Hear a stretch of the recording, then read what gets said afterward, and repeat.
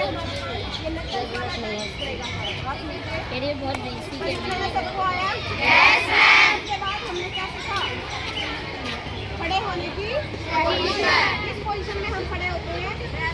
Best position में खड़े होते हैं जब आप क्लास से आते हैं, जब आपको कोई कमांड नहीं मिलता। जब भी कमांड मिलती है तो आप लोग अटेंशन होते हैं, लेकिन सेल्फ डिफेंस में अटेंशन होते टाइम क्या करते हैं? अटैक। क्या करते हैं बेटा? अटैक। उस अटैक में क्या करेंगे? दोनों हाथों का कट लगाएंगे शोल्डर लाइन पर, अपोनेंट के कंधों पर। उसके बाद हमने क्या किया बेटा? विश किया। विश करते हैं रिगार्ड के लिए, किसी भी कोई भी हमारे सामने आता है, कोई कहीं पर भी हम जाते हैं तो विश करते हैं।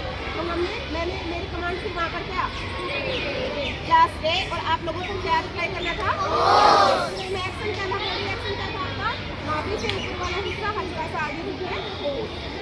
उसके बाद हमने क्या किया बेटा?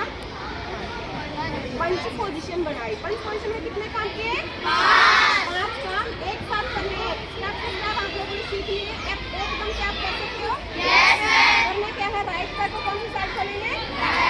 दोनों हाथों की क्या रहेगी? पंच बना के इसके ऊपर। आप पंच ये नहीं रखेंगे, आप पंच पीछे रखेंगे। ओनली अंदर की तरफ रहेगी, ना कि बाहर की तरफ। ये गंदी है पोजीशन और ठीक भी नहीं है, तो हम इसको पोजीशन को ये रखेंगे। पंच पीछे रहेंगे।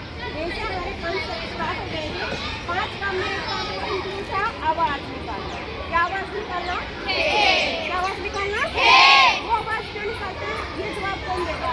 कोई भी एक बच्चा बताए आवाज क्यों करते हैं? दूसरा क्या है? अपने अंदर कॉन्फिडेंस यानी कि एनर्जी लेके आना, पूरी पावर अपने बॉडी की आप यूज कर पाओ प्रॉपर। और क्या करना? जैसे कि इस लेक्चर में बताया कि हमारे सराउंडिंग में जो भी हेल्प अवेलेबल होगी, क्योंकि सेल्फ डिफेंस हम कब करते हैं? हम बिल्कुल अकेले हो। अगर हम साउंड करेंगे, आवाज करेंगे, तो जो हमारे चारों तरफ कोई भी हेल्प वहाँ पर होगी तो क्या हमारी हेल्प होने के चांसेस होगा। ठीक है। एक और कारण है, एक ये भी कारण था कि अपोनेंट फुल अग्रेशन में हम करते हैं। सामने फुल अग्रेशन में करते हैं तो इसको पता चल जाता है कि लड़की डर रही है, शर्मा रही है या अग्रेशन में है या अपना पूरा बेस्ट कर रही है, तो उस पर इफेक्ट पड़ेगा। और लास्ट में जब हेल्प के लिए कुछ भी और कोई भी नहीं है, उस टाइम पर अपने बॉडी पार्ट को क्या है? और इसमें क्या है? जूडो भी है, इसमें कराटे भी है, कुंफू भी है और ताइक्वांडो भी। समझ में आ गया? इस सब का मिक्सचर है साइड पे। कोई एक स्पेशल कोर्स इस सब का मिक्सचर मिलेगा। किसमें मिलेगा? एडवर्टाइज में मिलेगा। एडवर्टाइज से पहला था, उसका नाम क्या था? कहाँ लगता है? कहाँ लगता है? फेस लेवल अपर पंच लगेगा हमारे अपर पार्ट पर, यानी कि यहाँ पर सबसे ज़्यादा इफेक्टिव कहाँ है? थोड़ा सा प्रॉब्लम पानी में। मिडल पंच कहाँ पर? तीसरा था हमारा लोअर पंच, तीनों पंच किए। उसके बाद हमने दोनों हाथों से पंच किया, जिसका नाम था बोथ हैंड।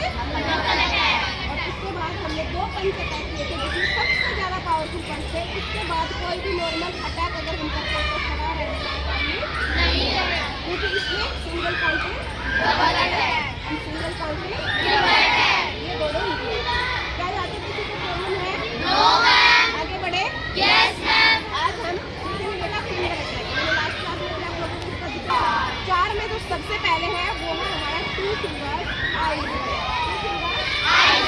इसमें करते क्या है? सिंपली हम 2 उंगलियों को वी शेप में लेते हैं। वी शेप में लेंगे, नीचे वाली उंगली और अंगूठा बाइंड रहेंगे, ऐसे खुले नहीं रहेंगे, बाइंड रहेंगे, बंद रहेंगे और अपोनेंट की सीधी कहाँ पर टारगेट करेंगे? ये हमारा नाम है इसका 2 फिंगर्स। इसके बाद आता है जैसे हमने अपर, मिडल और लोअर पंच किए थे, सेम वैसे ही है। नाम सुनना कमेंट करके भी आगे वाली दोनों भी वैसे ही है। जो अपर फिंगर टिप्स अटैक, अपर फिंगर टिप्स अटैक। अपर मतलब हमारे बॉडी का कौन सा हिस्सा? फिंगर मतलब हमारी उंगलियां, टिप्स मतलब हमारी उंगलियों के सिरे, कोरवे, और अटैक मतलब है। ऐसे ही है। उसके बाद मिडल में आएगा तो बीच वाला आ जाएगा और लोअर आएगा तो 4 अटैक मैंने अभी आपको बताया। रिपीट करती हूँ मैं।